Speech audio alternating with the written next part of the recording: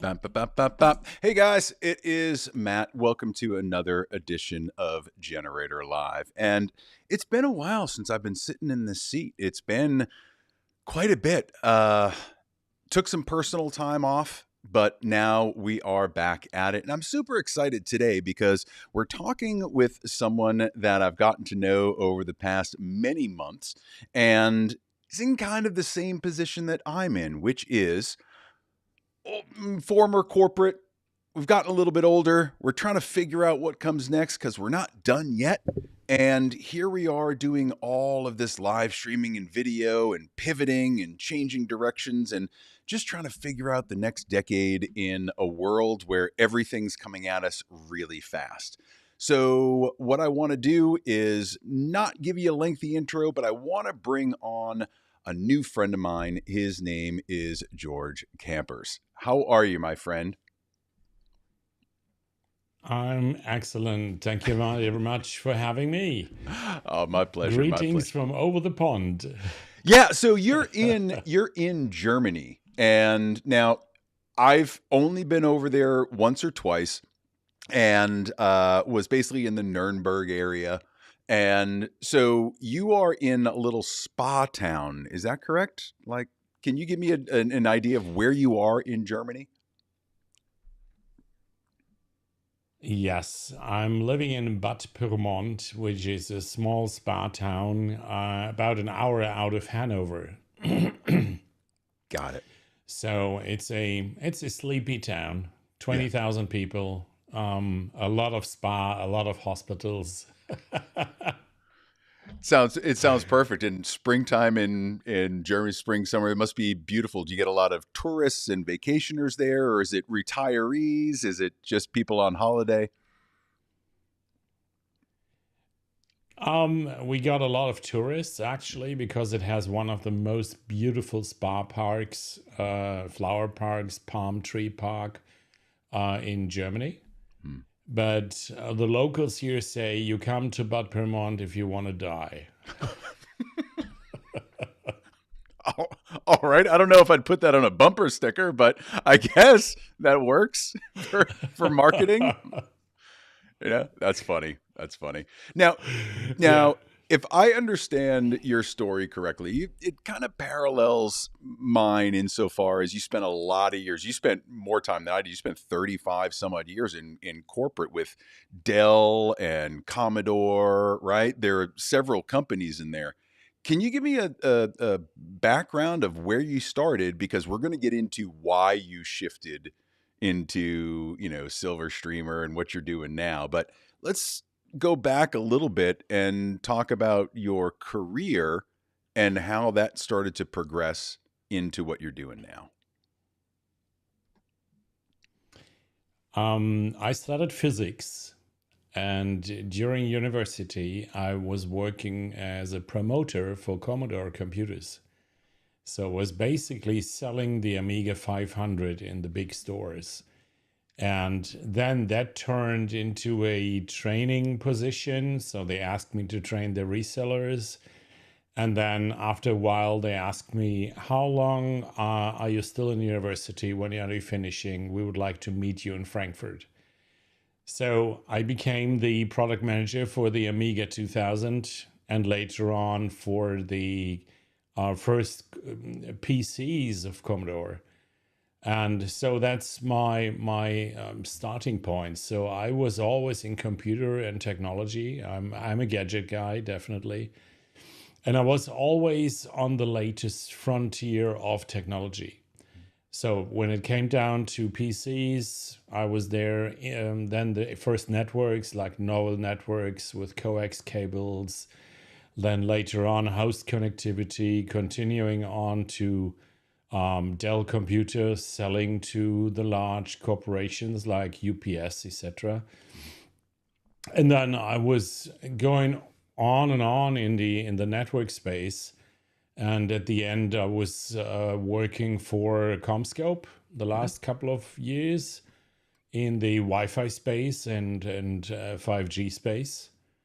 And yeah, we had a break after that at the end of last year when the company got sold. Mm. So by then I was thinking, what are you going to do? I'm 62 years now. Mm-hmm. And as soon as your age has a 6 in the front, in Germany, it's very difficult to find another corporate job. I bet, yeah. And although I call myself a digital native in the body of a boomer,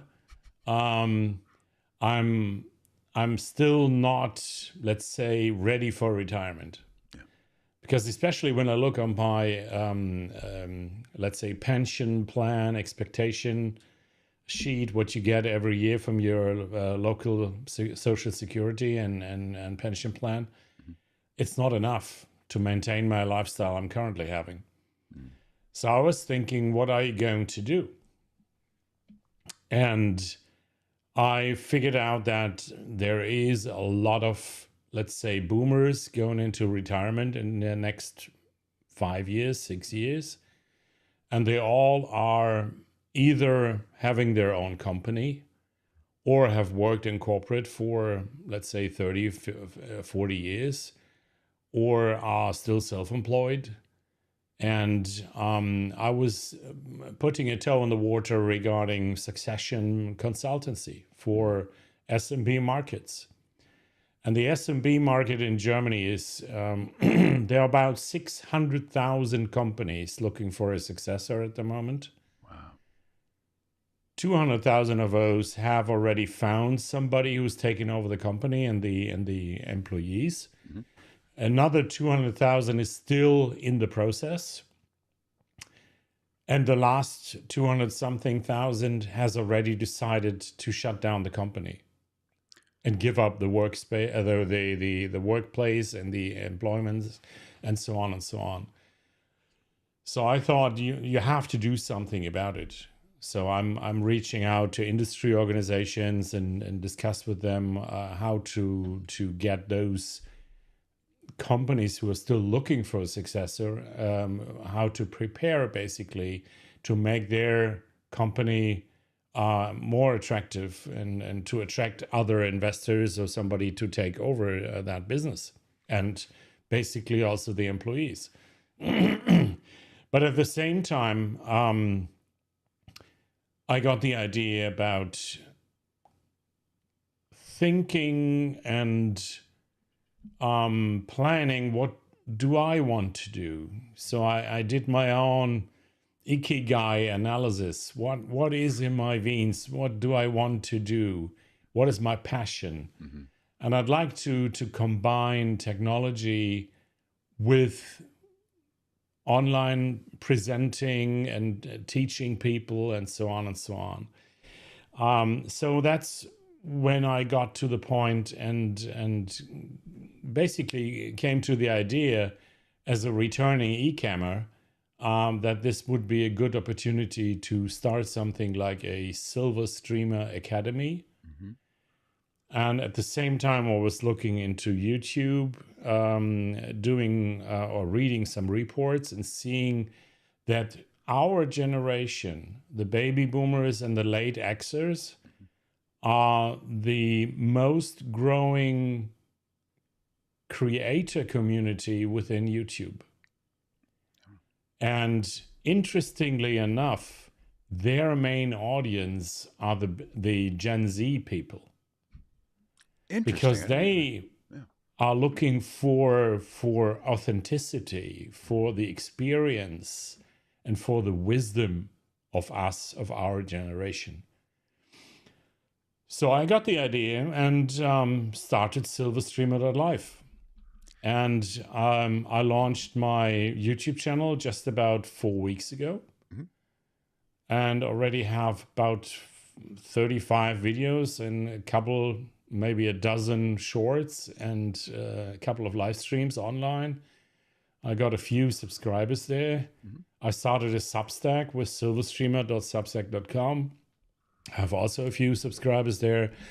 And then I was going into Ecamm Life Academy, and I was going to the Creator Camp in the UK. I was on the Tube Fest in Birmingham and started building up my network. So It's really been interesting watching you emerge, right? Because I've seen you. We attend a lot of the same eCam webinars and the office hours where we're helping other people learn how to use this software and get good at presenting and being online and live streaming and not overthinking it at all. And I remember when I first started seeing you on those calls, and you were quiet, right? You're very reserved, kind of conservative guy. And I just watched you take everything in, and then you were using it to build. You were taking the actual action to do something with it. And in that short period of time, I've seen you outpace almost everybody in terms of creation and putting things out there. And it just speaks to, when you put your mind to it, how quickly you can move in this space. And it doesn't have to be difficult. It doesn't have to be something that only Gen Z or Gen Alpha does. It's something that people in our generation can really work with. And we're going to explore a lot of that. But I wanted to go back a little bit because you had mentioned there were, these 200,000 companies that were looking for a successor. Now, I also studied physics, and then I was in mergers and acquisitions in corporate, and we'd buy a lot of companies. And I dealt with a lot of European companies, a lot of Asia Pacific companies. And we'd oftentimes, when we'd purchase a company, have some redundancy, right? And we'd have to figure out ways to let some people go. And the way that corporate is, it tends to be the older folks, 45 plus, right? Whatever law will allow. And you find that they are then back in the workforce and don't have anywhere to go. Same thing in the United States, right? Anytime you're over 45 or 50, your options are very, very limited in the white collar space, corporate space. So, seeing that all of these folks now are jobless or maybe out of a job at some point soon, everyone's kind of in that same spot. I'm not done yet. I'm not old and decrepit. I want to keep going. So they go online and they say, I can do that. I can merge my hobbies with video. So I want to hear a little bit more about, where did you find a point towards the end of your corporate career where you were just not feeling it anymore, and this was always something in the back of your mind, like, oh, I want to play with technology, I want to utilize that, right? When you were doing your ikigai, right? What am I interested in? What am I passionate about? But did you think it would manifest like this? And do you have a plan other than, I like to play with my toys? Like, as you build this out, is there a comprehensive plan of goals of where you want to be? Because right now I'm just playing with toys. that's true. And when especially last year, I was struggling with the corporate situation because the company has changed a lot. We got new management in summer of 24. My old boss was basically mobbed out, and the overall culture and let's say management behavior towards the employees got really awful. And we were all treated like the youngsters coming from university or high school and so on. Micromanagement from the top level down to everything. And I was just saying, I don't want this. Yeah. This is not the way how I'd like to work. And especially with my experience. And I mean, I have been general manager of the German GmbH or LLC in the US, Yeah. things like that. I've worked overseas. I was in the US more than 50 times. I have worked in the Emirates and so on. And then getting treated like a fresh guy, fresh from university, that was definitely not my thing. And but at the same point, as I said earlier, until I hit 60, it wasn't difficult to find a new corporate job. And but once you have the six at your age, it doesn't work anymore, and you need to do something. And on one hand, succession consultancy is interesting, but it's a long, let's say, long-term sales cycle and a long-term engagement, and it takes a long way to win the owner, that you can help him and create a let's say a company which you can't hand over to a new management or to a new owner. The problem here in Germany especially is you have a lot of these smaller manufacturing companies with an old tradition, maybe 75, 100, 125, 150 years old. And the owner typically is something between 65 and 75 before he wants to let go. Mm. And I'm also doing a small podcast called Tradition and Future, where I have basically owners or general managers of those kind of companies, which I interview and ask him about their succession process. Right. What hurdles they have to overcome, what, let's say, problems they have seen, what were the good things they experienced, what were the ugly things they experienced, and so on. And it was very interesting because you at the moment you can see the typical old traditional succession within the family isn't working anymore. Right. Because the current owner holds on until it's almost too late. And in the meantime, his kids are something like mid-40s up to mid-50s. They have an own career. They have probably established their own company and have their own responsibilities. They're not willing to take over. So, and at the same time, what you just rightfully said, we are in a different generation. My father, when he retired, he was, let's say, basically too old to take something new. Mm-hmm. But we are now in a situation, luckily, that we get older. And I remember when my father retired, he was basically old, but at the same time, he was about my age. And nowadays, we are still energetic, motivated. We want to do something else. We have another maybe 20 years to work if we want to.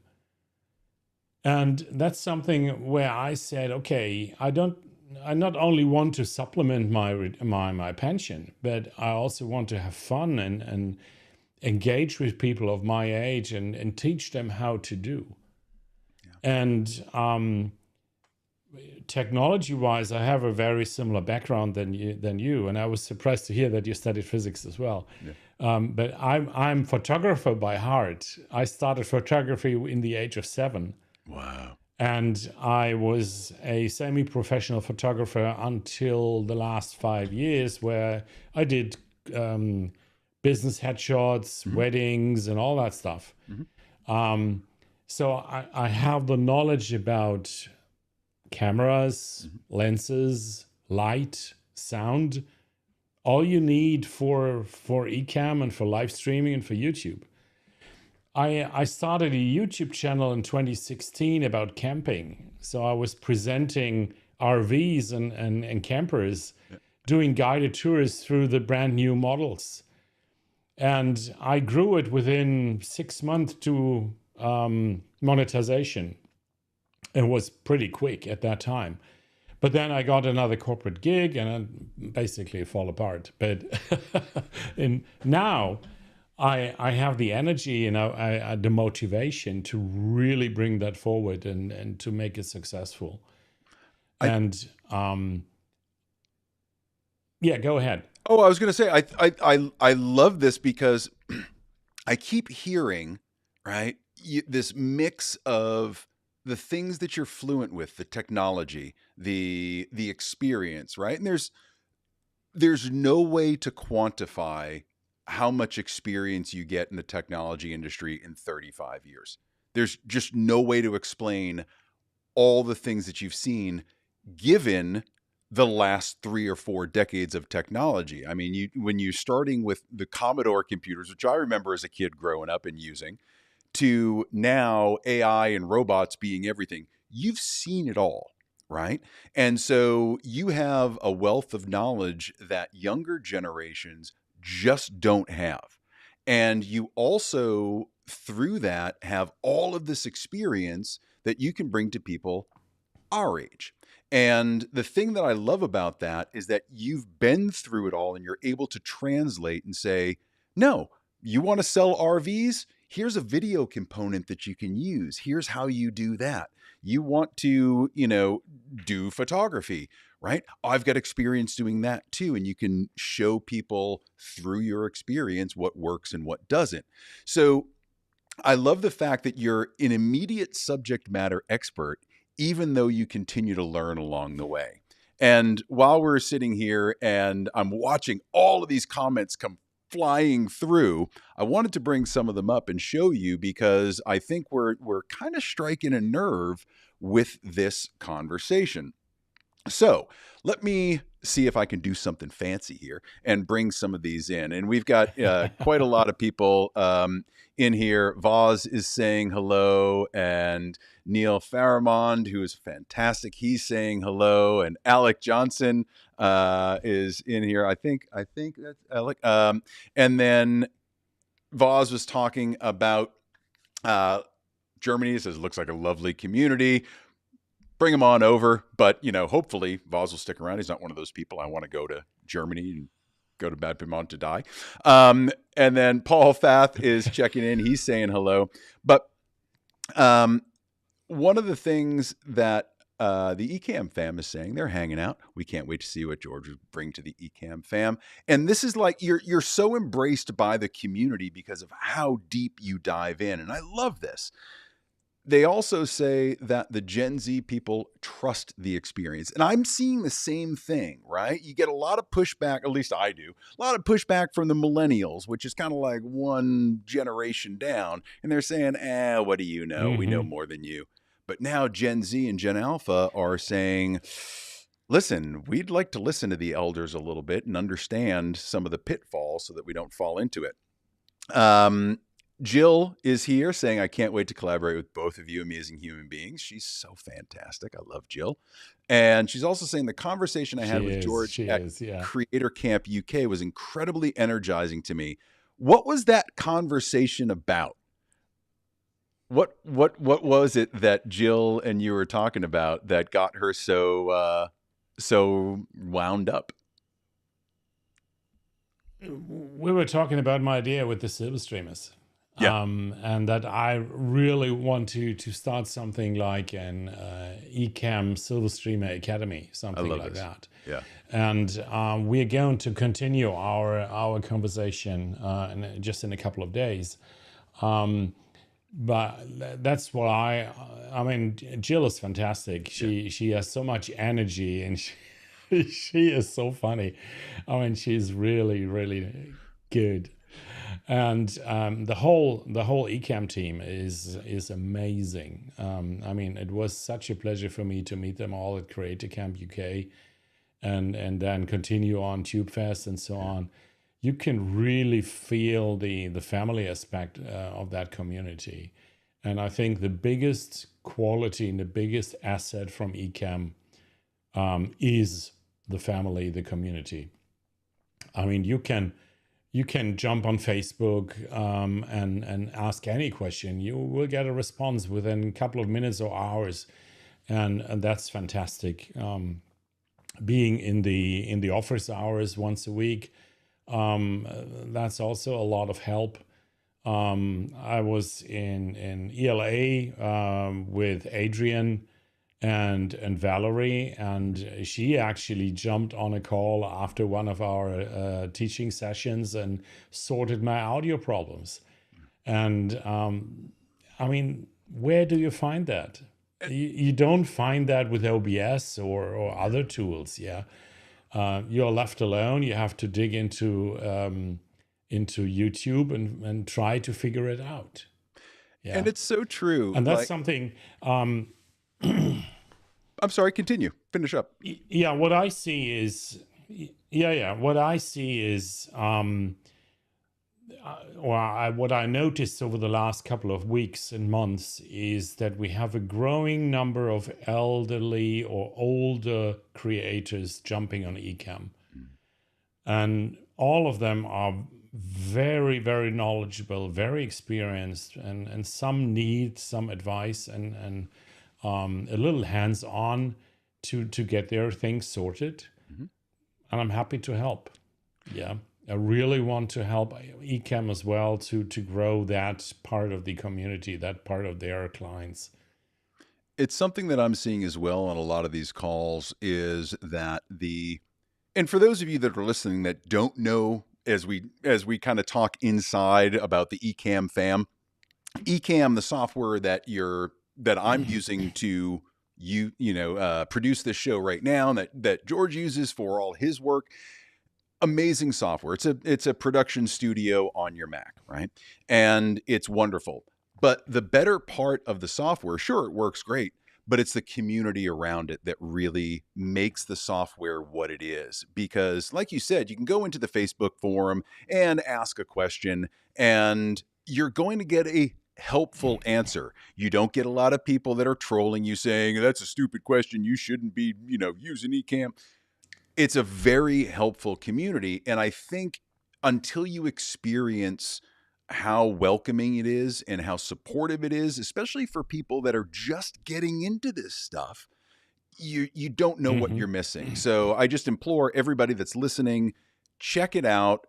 Do a free 10-day trial. I'm not even going to link my affiliate stuff. Just go out there and try it, and you'll see just how easy it is to do this sort of stuff. Live stream, record, make content, vertical, horizontal, by using Ecamm. All right, my plugs are over. But one of the things that you said in there, as I see everybody showing up on these calls, on these Zooms, and it tends to be a few more gray hairs, right, these days on most of the people that are in there, I'm finding the passion is great. But that's a small subset of folks that want to dive in. There is a larger part Mm-hmm. of our age group and our demographic that are terrified of doing anything live or doing anything video related. I don't know how to use the computer. I can't do that. That's way too complicated for me. I know you tell people that tech is the easy part and that courage in showing up is the hard part. When did you realize that that was the order that those two things came in, right? Where you had to have the courage just as much as the technology?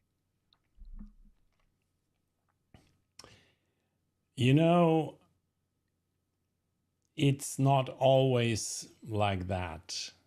My wife is a psychologist, and she used to do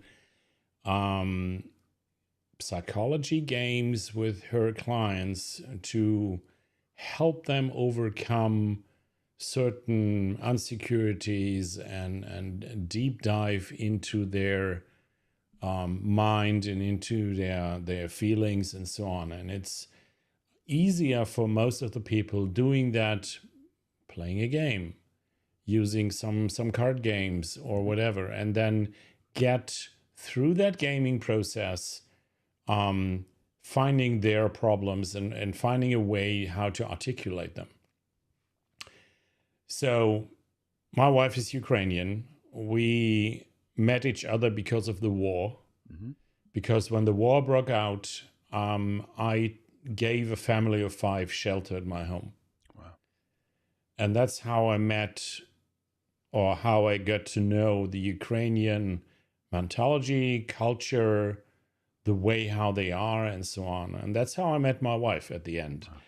And she now is 4 years in Germany, and she now wants to restart her business. And she has a wide experience on psychology. And she is a singer, a professional piano player, and so on and so on. But she has no clue about computers. She knows how to operate her mobile phone. She knows how to operate her tablet, her iPad. But that's it. And now she needs to learn how to do an Instagram channel, how to do reels, how to do stories, and so on and so on. And that's exactly the point where most of our generation are, who are not like we from technology, but they are passionate about what they do, what they love, and what they want to continue to do. And now they need to learn the technical piece. And that's something we can train them. Right. And Apple products, especially Macs and the Mac OS, are way easier to use than a Windows operating system. Agreed. And so is Ecamm. Ecamm makes things easier. And what I'm trying to build now is something like a basic set of, let's say, a starter kit, where you say, okay, I teach you how to use that stuff. And here you get the first 5 scenes, which will cover you for the first, let's say, 6 months. And during the usage of those scenes, you can start to develop your own scenes and get comfortable with the software and so on and so on. One step after the other. Don't get, let's say, overwhelmed by the technology. My first videos have been, don't think about an expensive camera or expensive microphone gear and so on. Take your mobile. It's probably the best camera you have in your house at the moment. Most likely, yeah. Yes. And then the next thing is, take some microphones. Yeah. Get a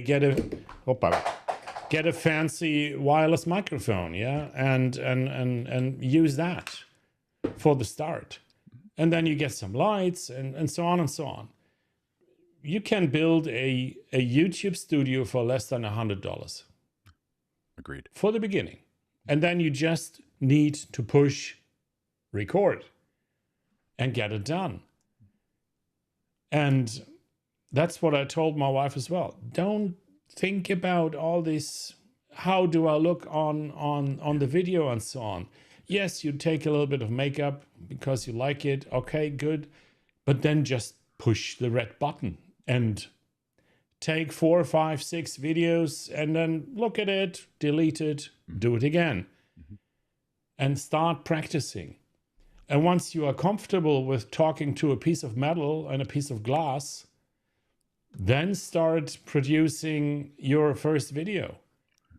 Forget about the metal you have there. Think about your best friend, your children, and then think about you're talking to your best friend or your son or your daughter, and then tell your story.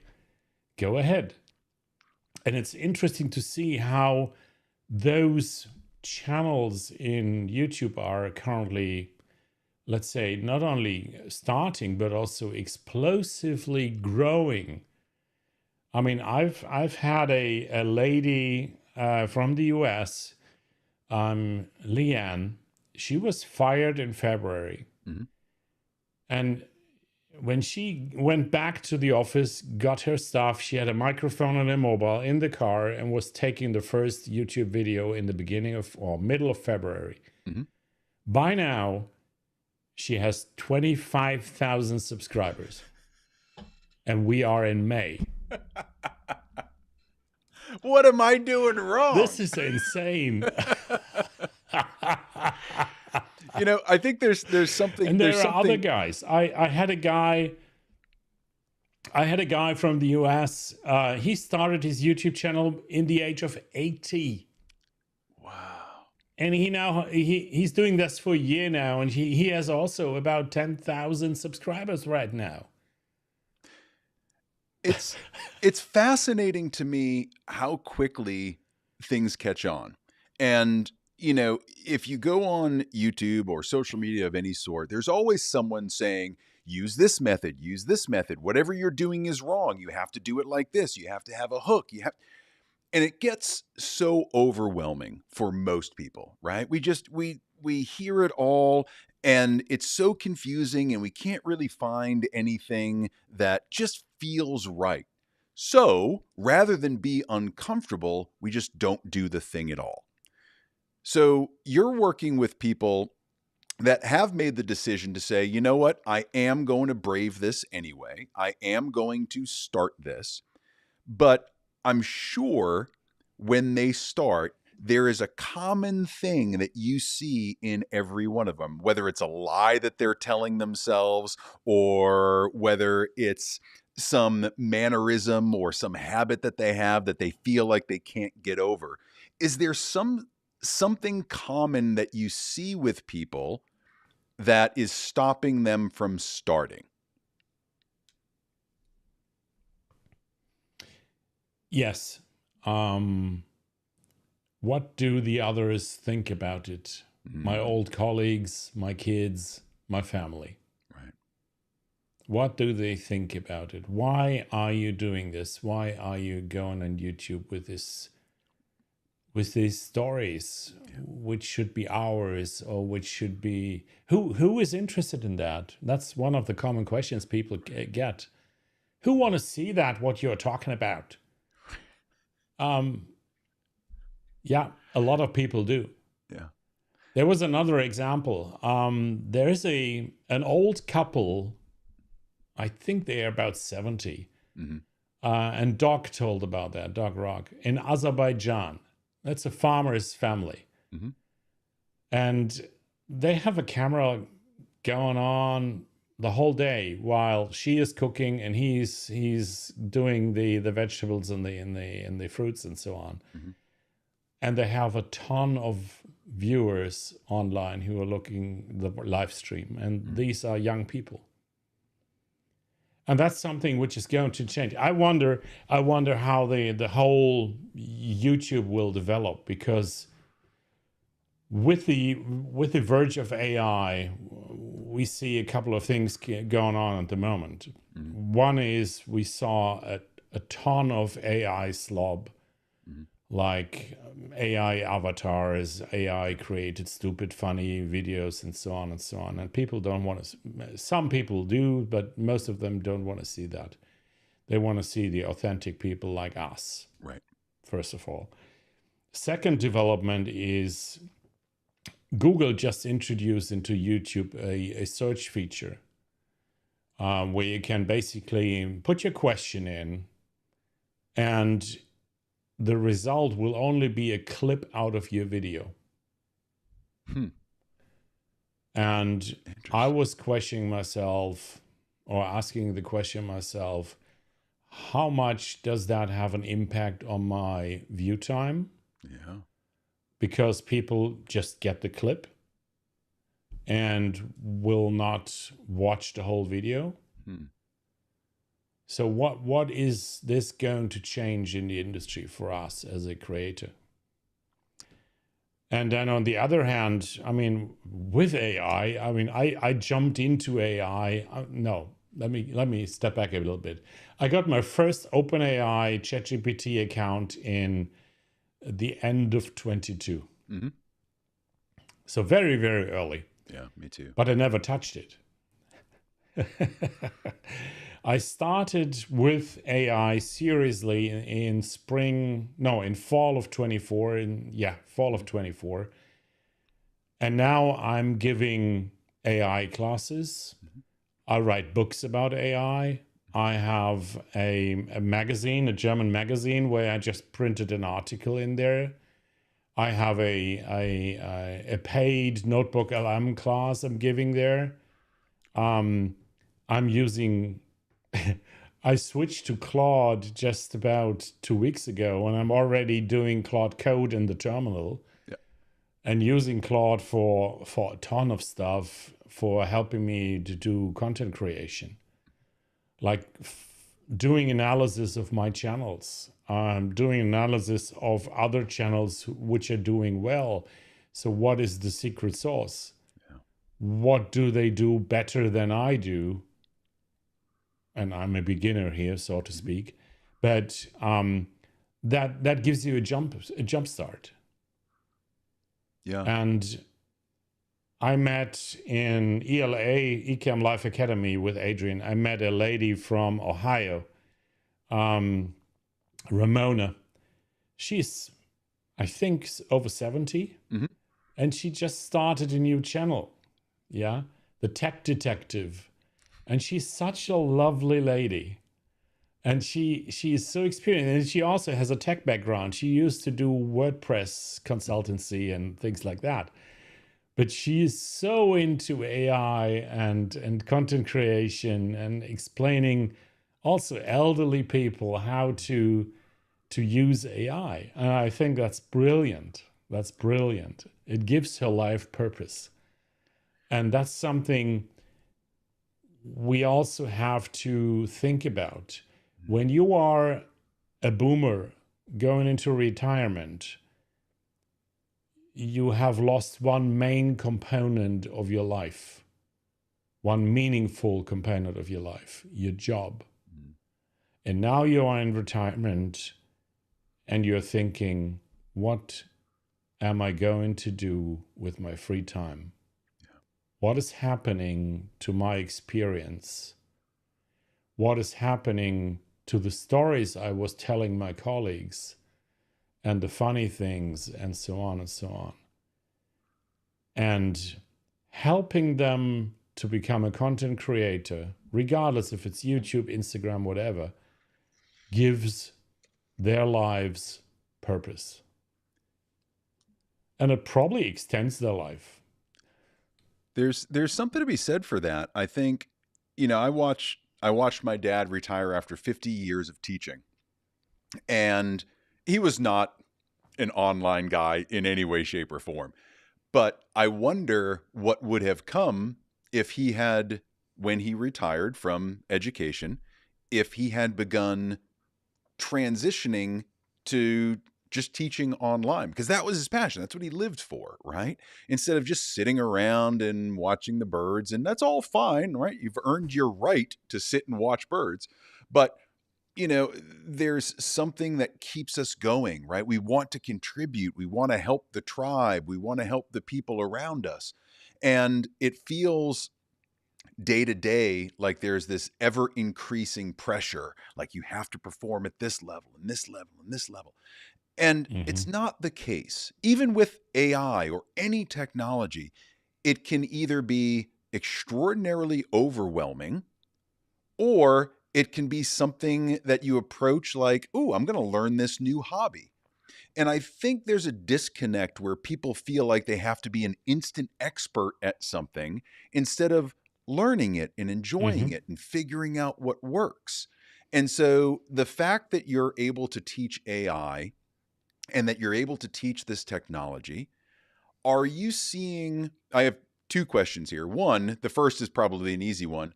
Is there a difference in culture between Germans and Americans when it comes to this stuff in this demographic? Or are we all just humans and we get hung up on the same things? And then secondarily, as you teach people, what are you seeing them unlock in themselves? Do they become more passionate? Do they become educators themselves? How are you seeing people transform as they start to do this at an older age?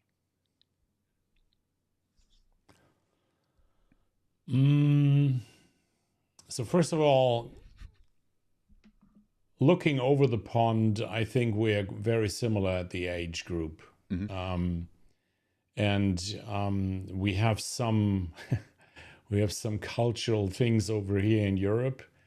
When I go into a training class for AI, and then it's typically in a small medium business, the first question here is, how about data protection?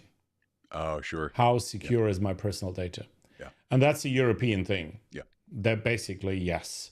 That's definitely a European thing, and that's what I call the German or European mimimi. You know if what I Sure. mean? Yeah, I do. So, and it has less to do about data protection. It has more to do about change, Mm-mm. because what most people don't understand is how much AI and robotics will change our general life over the course of the next 5 years. Nobody has grasped the impact that technology will have on us. And especially in Europe. I mean, Germany is so far behind in terms of transformation, digitalization, and AI. It's shocking. Mm. And the interesting thing is, I just read a study. 28.6% of Americans use AI on a regular basis. 28.3% of Germans use AI on a regular basis. So that tells a lot. Yeah. Coming back to the teaching question, when usually people use AI like ChatGPT, Claude, Gemini, and so on as an advanced Google service. Yeah. That's the first step. When you teach them how to prompt and how they can improve the outcome of AI, then they start to pick up. Yeah. And I was speaking to the industry trade organization of Hannover, to the manager of the transformation department. And that is just 3 months ago, and he still was talking about AI as a stochastic, what's the English word for, damn it, I miss one word.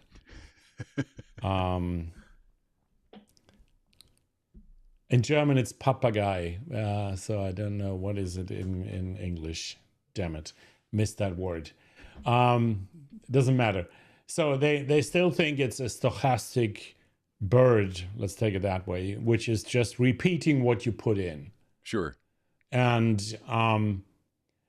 that is no longer the case. I mean, last year it was, now it isn't. And if you train people the right way, not only about AI, but also about becoming a content creator, they will change their behavior and become more and more successful and more self-confident, and start to lose the nervousness and the, let's say, being afraid of talking to a piece of metal. Yeah, it takes practice to stare into a lens and talk to whoever's on the other side.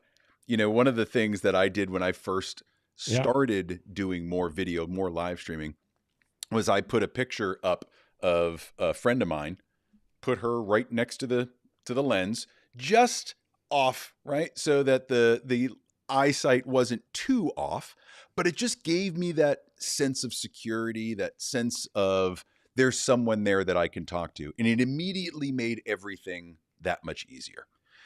So listening to what you're saying, I think it's clear that you've got so much passion and that you've kind of found your lane right now. Do you feel like this is what you're meant to do now? And is there any thought that this is what I should have been doing all along? Or how do you reconcile that? You know what I mean? Like, I think about it, I'm like, man, if I started podcasting in 99, if I just kept with it, man, I'd be Joe Rogan at this point, right? But that didn't happen. As you're now exploding in this world of video, is there any sort of emotional change that you felt as you do this from, you know, what your life was like previously? To be honest, I regret that I stopped doing the first attempt in 21. Mm-hmm. I would be probably way ahead of where I'm now. On the other hand, I have had the experience with the previous YouTube channel. I still know the guys because Ecamm hasn't changed a lot, not product-wise, but people-wise. So the main actors are still there. And what I figured out that Ecamm in Germany has been abandoned by the creators there who used to do frequently videos about Ecamm. Mm-hmm. They are now solely going after web creations or AI. Yeah. And there is no German content creator who takes it seriously on in German language to promote Ecamm. So that's sort of a niche I want to to take. Absolutely. But on the other hand, I think with all that experience over the past 5-6 years, I'm well prepared to continue my journey. I would love to do that. So I'm really focused on building the Silver Streamer content and the story in German and English. I don't care. So I'm pushing for that. I love that. And we've got a couple more comments because I could see you clearly becoming, Germany's foremost Ecamm expert and, just opening up all new territories for yourself. I'm sure Ken and Glenn would love that. So a couple of things, Voz is in here and he's saying so many in the vintage generation. I love that vintage generation have a vast experiential knowledge and skill base, but are hampered with the technology deficit. And I agree with that. I think there's the habits that we create, right? Those of us that remember the world before all the technology, that we were building our habits, and now all of this technology, as fast as it's coming, is a lot of change really fast. And unless you're someone that likes to embrace that change, it can feel very overwhelming. But Voz is one of these guys as well that's in there every day, and he's learning and he's trying. But he does say that there is an issue with being overwhelmed by all the technology and the integrations. And yes, it can become very overwhelming when you're trying to look at it all at once, which I think is what a lot of people do. I have to be an expert at everything instead of just picking one piece, learning it, picking one piece, learning it. Where do you sit with that as people are learning? Do you feel like they try to do too much too fast and overwhelm themselves? Yes. Or is that what it is? Yes, exactly. What I'm trying to do now, and that's part of my journey in the next 2-3 weeks.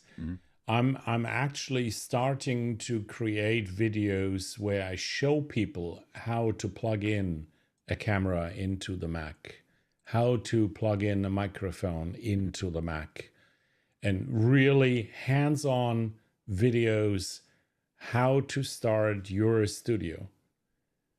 Like, here's your mobile phone. Here, this is the way how you connect it. Or if you have already a system camera, then just here is the way how to plug it in. Explain people hands-on how to do it. And I think this is missing so far. For all the videos I've seen, this is completely missing. And as much as I adore Doc and his videos, I mean, he has so much content to tell, and I picked up so much stuff from him in the past couple of weeks. And thank you for that, Doc, if you see that later or if you're just on the call. But it could be overwhelming for people who are just starting new. Yeah. And I think what we are lacking at the Ecamm community at the moment is not only how to set up. No, that's what we perfectly do. Jill has done perfect videos now with the new version, how to set up Ecamm, how to produce overlays, scenes, and so on and so on. But what we are lacking is the basic videos. how to set up your Mac, how to get Ecamm installed, how to connect a microphone, how to connect a camera, helping people on the very basic level to get things done. I think that's a huge point that stops a lot of people. And what I mean by stopping a lot of people is they feel like, well, YouTube already has 100 videos about that. I don't want to make a video about that because then no one's going to watch it, or it might be wrong. Or I look at everything like that. That's the easiest thing you can do to learn this process. Take something that you know inside and out and just do a video on that. Here's how you take a wireless mouse and turn it on. Here's how you put batteries in it. And like little things like that, you would be surprised people don't know how to do. And you doing it in a way that brings in your experience and your way of explaining things is a needed voice. No matter who you are or what you know, there's someone out there that is going to find the video and say, thank God that they made that video, because I was searching and I was getting confused by all these other ones, or, I had to sift through 4,000 Doc Rock videos to find what I needed. But I found George and he explains things very well. That's how you get used to building content. And, I love the fact that you are bringing people down to the fundamentals, because you and I know when we're on these weekly calls assisting people that sometimes they don't have the foundation to their question. They're jumping 2 and 3 steps ahead because not because they're doing anything wrong. They just haven't thought about it in a way that breaks down the fundamentals, right? And why isn't Ecamm doing these 3 things? Well, it's not built to do that. Why doesn't my car cook me dinner? It's not built to do that, right? So I think what you're saying in the videos that you're creating are so necessary, right? And people might be saying, you have to learn how to connect a microphone. Yeah, you absolutely do at some point. So I love that. And that you're this bridge between 2 generations, right? So the 2 generations, we tend to talk past each other, right? The young ones are like, those are old people. We're not going to talk to them. And the old ones are just like, these youngins don't know anything and we're never going to get through to them. Mm-hmm. You're able to talk on both sides. What do you think the younger generation gets wrong about the older generation?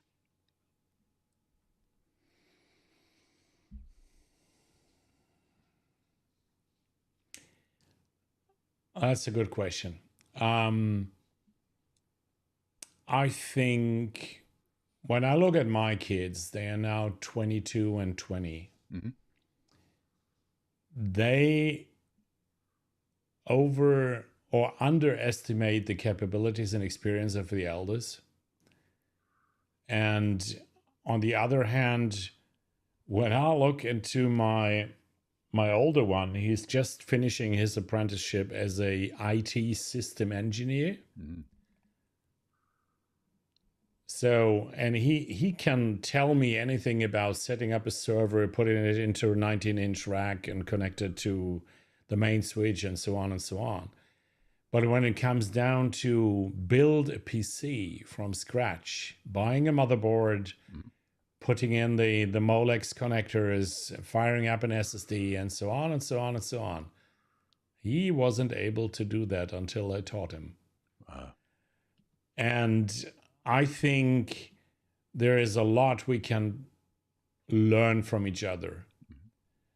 And that's something the younger generation is underestimating. We have a vast amount of life experience. We have gone through crises and good times and job experiences which they haven't seen yet. Mm-hmm. And coming back to AI, what I'm really concerned about is how AI will change their jobs. kids who are now in high school will do jobs which are not existing at the moment. And they're getting nervous because they haven't seen crisis. And that's something we, as the boomer generation, we have seen a lot of crises. I mean, we have experienced COVID and financial breakdowns and so on and so on. Economy crashing, housing crisis, and so on and so on. We have overcome that. We know how to act, how to react, and what to do at that moment, how to survive, how to get up. That's something the kids are missing because they have been spoiled and pampered. I mean, And you're not wrong, right? And you know, I lost my job in 2010 only because the 2008 crisis started. And, you know, over the period of 2 years, just everyone was losing their job. That set me on a whole new career path, right? In photography and in video. And it's a perfect example of, yeah, we're going to hit these real hard times, but you just grab your pants, you pull them up, and you keep moving forward because that's really all that we can do. I like what you were saying about AI in that we don't know what's coming and we don't know what jobs are going to be replaced and we don't know what that future looks like. Are you seeing what I'm seeing here in the States, which is pulling back, 18-year-olds as they come out of high school and are thinking about university, that there are less kids going into university and more going into the trades, electrical, plumbing, construction, right? Into trades that are secure that AI will never be able to replace. Are you seeing any shift like that, or at least an eye towards, hey, there might be AI, but we can also make wonderful livings, you know, putting in electrical panels, right? Because we need data centers and we need compute and we need all of that. Someone's got to plug it in somewhere. So are you seeing any concern about trades, or are kids starting to pick up trades in addition to learning all of the digital technology?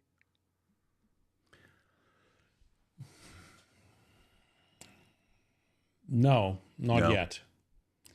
Our kids going to university and starting a study there.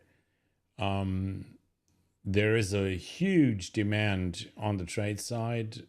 They are looking for young people to become a plumber, electrician, and so on and so on. And there's a massive demand.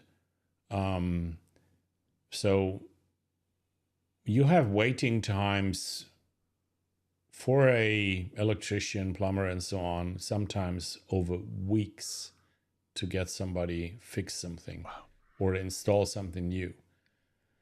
And I think there is something like more than 500,000 of empty apprenticeships every year because people are preferring to go to university and study something stupid like becoming a lawyer. And then after 6 years, they figure out, now I'm eligible to become a lawyer, but there is no job for me. Right. So then they start looking around as a highly educated plumber or things like that.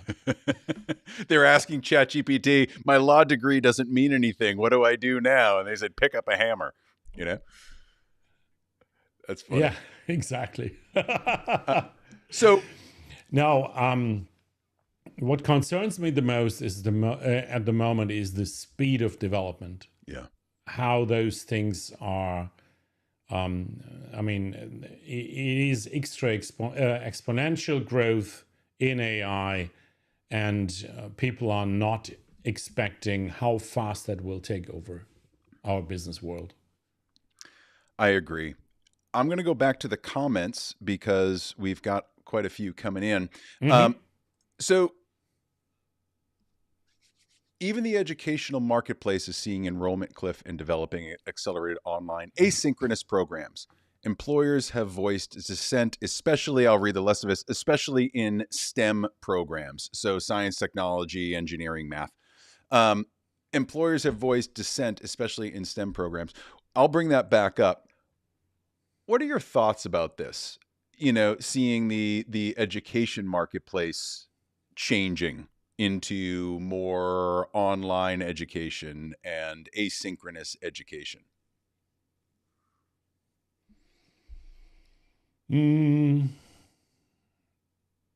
Sort of true. Not so much in Europe.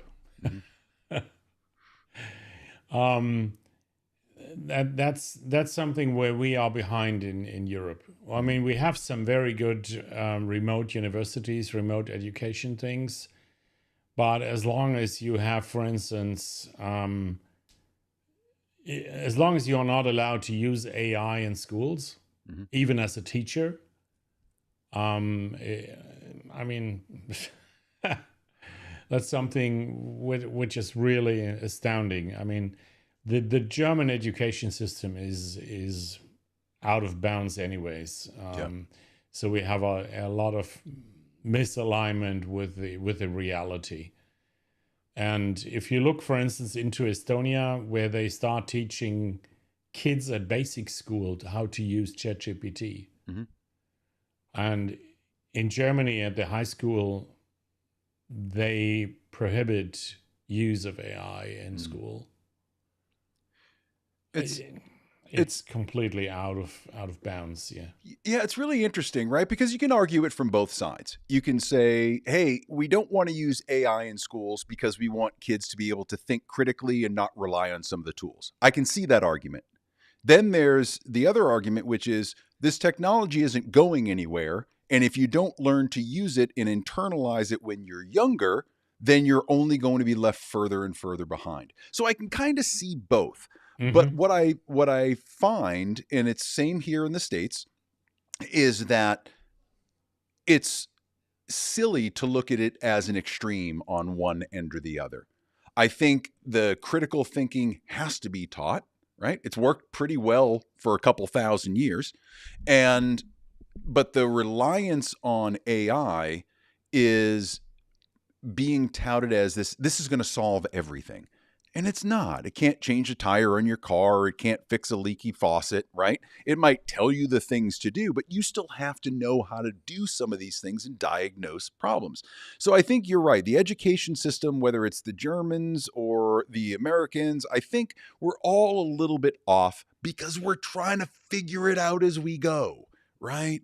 And the people in power are figuring it out as they go, and they're trying to get voted back into whatever position they have and keep their job. It's a mess out there right now. And all I can do is say, how do we help each other, right? How do we help our kids? How do we help our parents learn this stuff? And this is, I'm bringing it kind of all full circle back to what it is that you're doing, because you saw this gap in education amongst our generation of saying, listen, life isn't over because you retired or because you lost your job. It doesn't mean that things have to end and you retire to a small spa town and you just wait for your time to run out. I think it's, how do we help those around us? So I wanted to give people a little bit of a preview of what it is that you've built, because while we have the German version, and I will switch it to the English version, and we'll go back and forth, is your silverstreamer.live, right? This is your website. Tell me a little bit about, when people go here, what they're going to find. It is basically a landing page where I give them the basic information, what they can expect from me. So I'm here to help you become a successful content creator. I created pre-programmed gems, for instance, for Gemini, where you can just click a link, and then it starts interviewing you about your passion, about your experience, and so on and so on. And it develops together with you the content niche you could serve, for instance. I'm also have linked into the website a channel analyzer. I've seen that during one of my educational gigs where I was joining for a challenge. Mm-hmm. And I like the idea to have basically an AI tool where you put in your channel URL and it gives you feedback about how your channel is looking to a professional AI analyst. I love What that. could you improve? Where you need to change things, and so on and so on. Gives you guidelines, and that's what I'm putting in here. So I'm telling people basically about the basics, how to become a content creator together with Ecamm and YouTube, for instance. I really do love one. I love the fact that you came up with that tool, right? Because it's something that a lot of us never think about. We're like, all right, we put the stuff out there. That was enough for the day. And we forget to follow up on the channel, see how it's doing, see how we can improve, right? Because for some people, it's just fun. I just want to put videos out there. And then for other people, it's the means to a business. And you want to treat it like a business and understand how your performance is. Where can you make improvements? Where can things get better? Where do things need to be rearranged a little bit? And I love that you have a tool like that ready to go for people. That's fantastic. Have you seen the people that you're working with? Are you getting more ideas from their questions? Like that, the more you learn from them, are you incorporating that right back into the site so that Yes. more people can learn from the questions that Yes. we all have? Yeah. Yeah, exactly. And that's something from my trainings, from my questions I receive from live streams and so on. I'm getting ideas for videos, for changes in the landing page. I'm writing Substacks about that, and publish some written content as well. Yes, and I think the important thing is really to learn from your audience. Mm-hmm. What are their needs? What are their requirements? And it's a journey, yes. And we can learn from each other. I agree. I think this has been.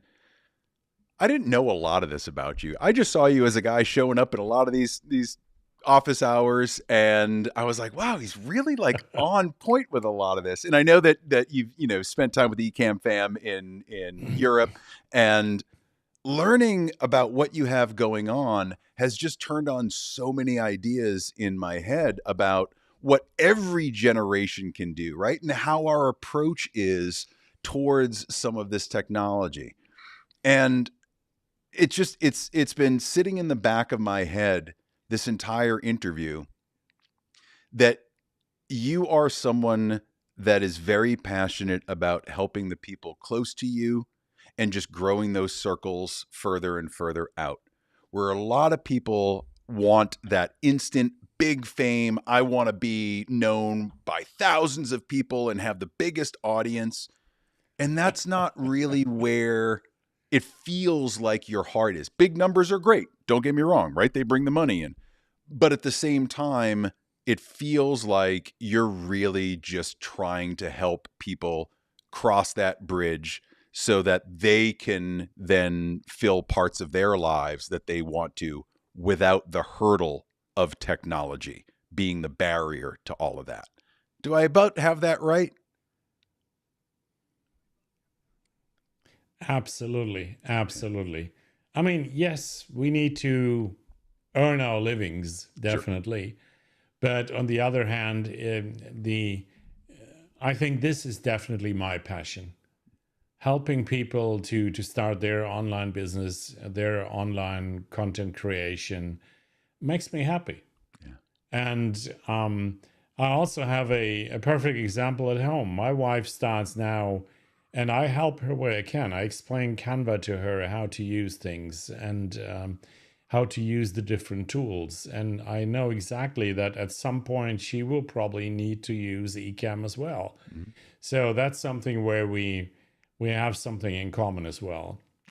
And because she's not so technology savvy, it's it's a perfect example for me to learn how to be patient enough to explain it over and over again until it sinks in.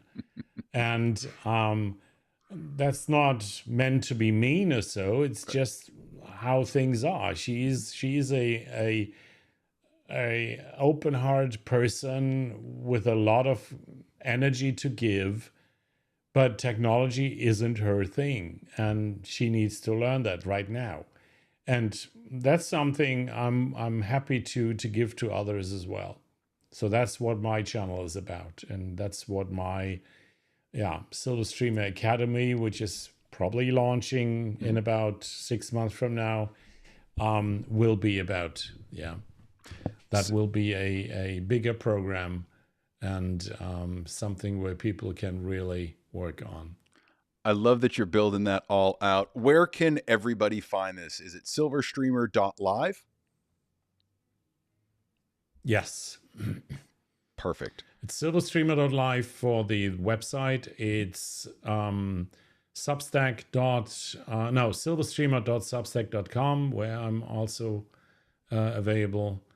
And then find me on Facebook as Jörg Kampers, and in the eCam fam and so on, I'm present over there. It's amazing how much you give back to the community, and I love the fact that you're expanding it even further, and you've got this whole European takeover thing that you've got going. I love this. That whole family, you and Adrian and Neil, and it's a nice little community that's really starting to grow, and I love seeing you as part of that family. It's been an amazing hour speaking with you. I appreciate your time so much. Thank you for being here. I'm sure we will catch up soon in one of the office hours. And hopefully we'll get a chance to sit down face to face. I don't know if you're coming to Creator Camp in October, or if I get a chance to come over to Europe and attend one of the UK Creator Camps or something over there. Maybe I'll get a chance to sit down with you in person, and we can share a drink. Yeah, I'd love to. I'd love to. And thanks for having me. It was a great pleasure to talk to you, and I enjoyed our conversation a lot. Great. Thanks a lot. Hang here 1 second, and thanks, guys. Again, follow Jörg on silverstreamer.live. Follow him on Generator. You can watch the whole episode here on YouTube. But thank you so much. I will see you soon.